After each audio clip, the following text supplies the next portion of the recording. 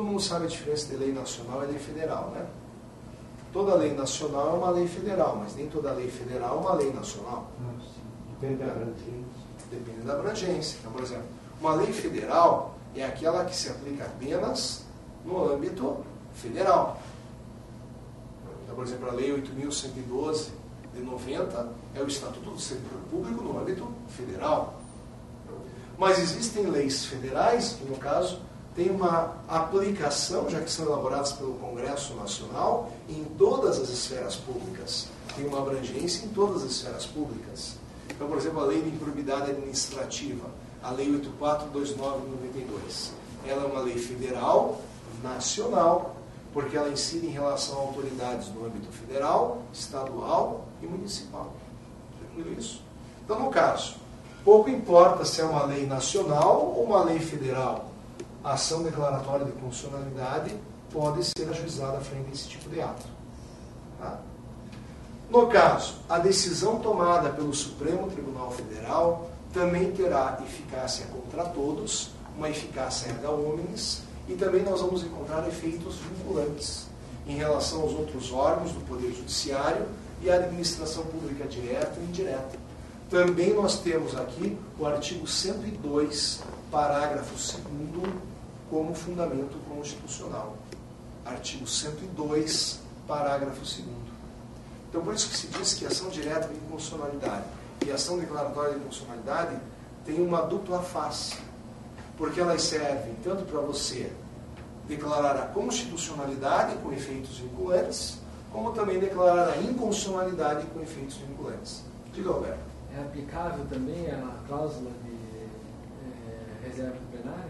Cláusula de reserva plenária para declarar a inconstitucionalidade também ela é determinante, porque o artigo 97 não faz distinção se é ação direta de inconstitucionalidade ou ação declaratória de inconstitucionalidade.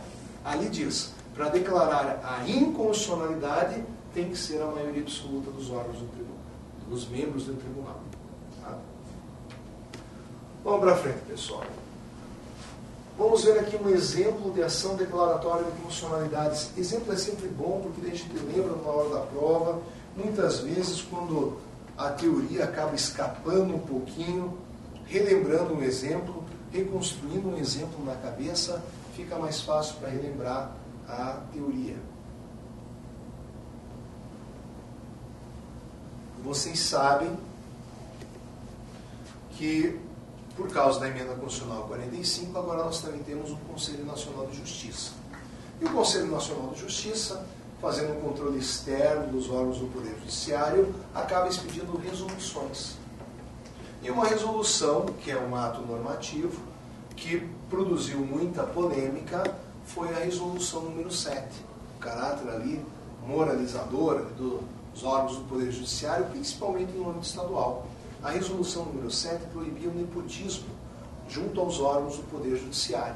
Nós sabemos ali que nepotismo é o favorecimento de cargos em comissão para parentes, para pessoas da família do governante, de um administrador de uma determinada ocasião. Então, a resolução número 7 do Conselho Nacional de Justiça proibia o nepotismo junto aos órgãos do Poder Judiciário. No âmbito federal não tinha muito problema, porque nós já encontrávamos lei proibindo nomeação de parentes para cargos em comissão no âmbito federal. O maior problema diz respeito aos estados.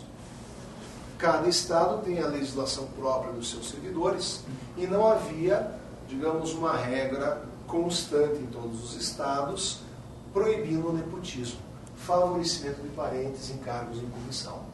Então a resolução número 7 foi determinada dessa maneira.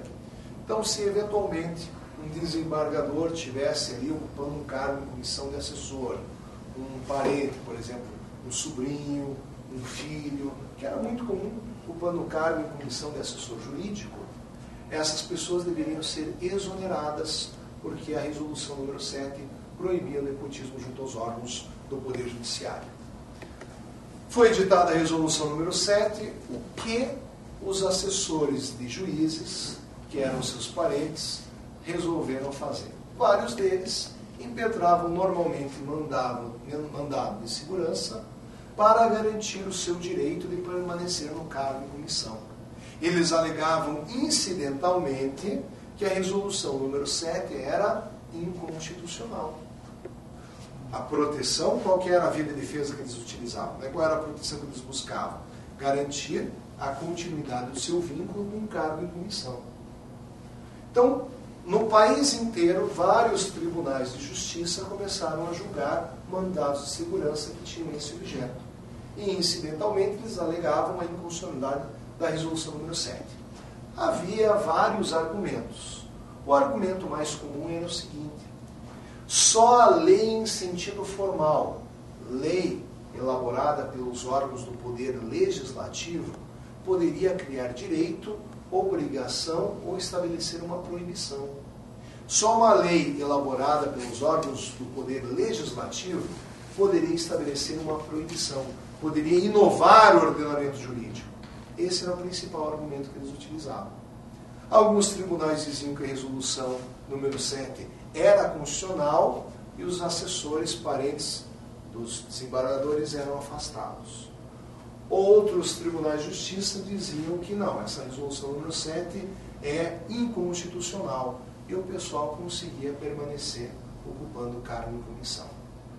Até que a Associação dos Magistrados Brasileiros, entidade de classe de âmbito nacional, ajuizou uma ação declaratória de constitucionalidade junto ao Supremo Tribunal Federal, para que o Supremo Tribunal Federal decidisse de uma vez por todas: resolução número 7 é constitucional ou é inconstitucional? E o Supremo Tribunal Federal decidiu, por 9 votos a 1, que realmente a resolução número 7 era constitucional. E veja, a ação declaratória de constitucionalidade provoca uma decisão junto ao Supremo Tribunal Federal com efeitos vinculantes.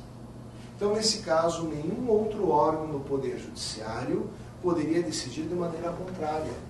Mesmo aquelas decisões que já foram emitidas junto aos tribunais, declarando a inconstitucionalidade da resolução número 7, deveriam ser reformadas por causa desse efeito vinculante. Talvez seja esse o caso mais famoso, que trouxe maior repercussão e fica até mesmo fácil de lembrar a respeito dessa matéria. Todo mundo entendeu isso aí? Para nós já irmos encerrando a participação de hoje, vale a pena falar um pouquinho sobre a arguição de descumprimento do preceito fundamental. A arguição de descumprimento de preceito fundamental está previsto ali no artigo 102, parágrafo 1º da Constituição Federal. Artigo 102, parágrafo 1º da Constituição Federal. O que nós sabemos a respeito da ADPF é que faz parte de um controle concentrado, porque o parágrafo 1º do artigo 102 diz que junto ao Supremo Tribunal Federal será analisada a arguição de descumprimento de preceito fundamental. Depois menciona, na forma da lei. A lei é esta que eu passei como tarefa de casa, Lei 9882 de 99. Lei 9882 de 99. Então, praticamente... 102, parágrafo? Primeiro, artigo 102, parágrafo 1º, é o fundamento constitucional a respeito aqui e a arguição de descumprimento de preceito fundamental. É o artigo 102, parágrafo 1º, certo? Né?